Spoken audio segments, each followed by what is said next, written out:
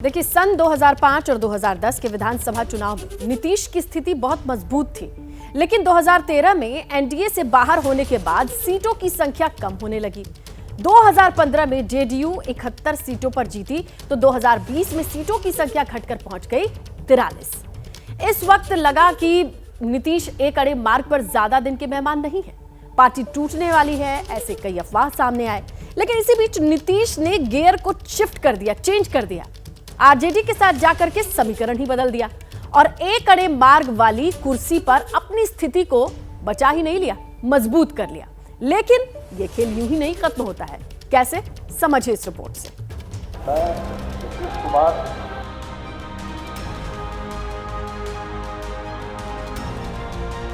द्वारा स्थापित भारत के संविधान के प्रति सच्ची श्रद्धा और निष्ठा रखूंगा। 9वीं बार शपथ लेने के बाद नीतीश एक अणे मार्ग के इस ऐतिहासिक भवन में नए मंत्रियों के साथ सरकार चलाएंगे। डबल इंजन सरकार अब बिहार के भाग्य का फैसला करेगी। लेकिन कभी आपने सोचा है कि एक अड़े मार्ग ये मुख्यमंत्री भवन कैसे बना और इस भवन का नामकरण होने से पहले यहां से बिहार की सत्ता को कौन संभालता था? 1990 के दौर में मंडल आंदोलन से निकले नेताओं की तूती बोलती थी। उसी दौर के नेता लालू प्रसाद यादव ने मार्च 1990 को मुख्यमंत्री पद की शपथ ली। लालू यादव 1995 तक मुख्यमंत्री रहे। उस वक्त इस इमारत को लालू आवास के तौर पर लोग जानते थे। मुख्यमंत्री बनने के बाद लालू प्रसाद ने 1990 में बिहार में रथ यात्रा के दौरान बीजेपी नेता लाल कृष्ण आडवाणी की गिरफ्तारी का आदेश यहीं से दिया था, जिसके बाद बीजेपी ने जनता दल सरकार से समर्थन वापस ले लिया। लालू ने इसी एक अणे मार्ग से राजनीतिक संकट से बचने के लिए दल बदल कर आया और कई दलों से समर्थन हासिल किया। नीतीश एक अणे मार्ग से लालू को बाहर करने की जुगत में थे। इस कड़ी में 1993 में लालू के खिलाफ एक अफवाह उड़ाई गई। लालू पर आरोप लगा कि वो कुर्मी कोयरी को ओबीसी से बाहर करने का प्लान बना रहे हैं। पूरे प्रदेश के कुर्मी कोयरी समुदाय के नेता एक मंच पर जुटने लगे। नालंदा, बिहार शरीफ और बाढ़ के इलाकों के नेताओं ने मिलकर फैसला किया कि पटना में लालू के खिलाफ कुर्मी चेतना रैली करेंगे। ये रैली लालू के खिलाफ एक बगावत जैसी थी। नीतीश को इसका निमंत्रण मिला, लेकिन उन्होंने हामी नहीं भरी, क्योंकि उस वक्त लालू की राजनीति उफान पर थी और एक अणे मार्ग की ताकत को भी वो जानते थे।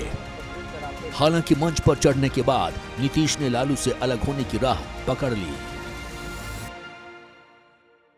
नीतीश कुमार ने गांधी मैदान के मंच से लालू प्रसाद यादव को ललकारते हुए कहा कि जो सरकार हमारे हितों की रक्षा नहीं कर सकती, वो सरकार हमें नहीं चाहिए। हमें भीख नहीं बल्कि हिस्सेदारी चाहिए। इस रैली के बाद नीतीश ने लालू से सालों पुराना संबंध तोड़ दिया और 8 महीने बाद जॉर्ज फर्नांडिस की अगुवाई में समता पार्टी का गठन कर मुख्यमंत्री बनने की लड़ाई शुरू कर दी। हालांकि नीतीश को बिहार की सत्ता के शीर्ष पर पहुंचने के लिए 10 साल और इंतजार जरूर करना पड़ा।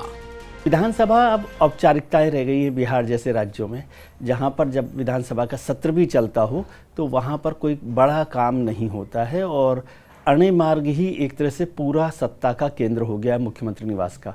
वो जब लालू यादव थे तब भी इसी तरह का था, उससे पहले जगन्नाथ मिश्र रहे, भगवत झा आज़ाद रहे।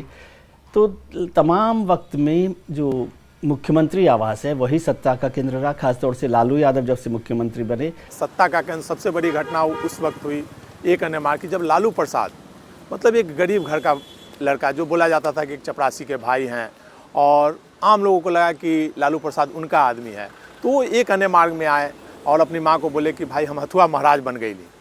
तो एक अणे मार्ग उस समय से चर्चा में आया जब लालू प्रसाद वहाँ आए और एक अणे मार्ग आम लोगों के लिए खोल दिया गया। हर कोई 24 घंटा आम लोगों के लिए एक अणे मार्ग खुला रहता। राबड़ी देवी 25 जुलाई 1997 को बिहार की पहली महिला मुख्यमंत्री बनी। इसका भी फैसला लालू ने एक अणे मार्ग में लिया। उस वक्त लालू प्रसाद यादव को चारा घोटाले में गिरफ्तारी का वारंट जारी हुआ था, जिसके बाद इस्तीफा देने के लिए मजबूर होना पड़ा। राबड़ी देवी 2005 तक इसी भवन से राज्य पर शासन करती रहीं। और एक अन्य मार्ग का सबसे बड़ा गवाह उस वक्त बना जब 97 में लालू प्रसाद को चारा घोटाले में जेल जाना पड़ा, उनको इस्तीफा देना पड़ा, तो सेना बुलाने की नौबत तक आ गई थी। और उस समय जो स्थिति थी कि मतलब एक अन्य मार्ग में रोआ कानी में की स्थिति हो गई थी। राबड़ी देवी रो रही थी, मीसा भारती रो रही थी, तेजस्वी रो रहे थे और पूरा अफरा तफरी मच गई थी। सेना आ गया है लालू प्रसाद को गिरफ्तारी करने के लिए, लेकिन फिर सेना को रोका गया और वो एक सीन था एक अन्य मार्ग का। तो ये इतिहास और आने वाले भविष्य की नींव भी यहीं से छुपी है। जैसे ही घड़ी का काटा दोपहर 2:30 पे आए, बबीता जी का दिल सास बहू साजिश के लिए मचल जाए। और ये है इनकी बहू, पूरे दिन ऑफिस की टेंशन हो जाए गॉन जब ये करें अपना फेवरेट शो फ्री टाइम पे ऑन। इनकी तरह आप भी देखिए अपना फेवरेट शो अपने टाइम पर और डाउनलोड कीजिए एबीपी लाइव ऐप अपने स्मार्ट टीवी पर।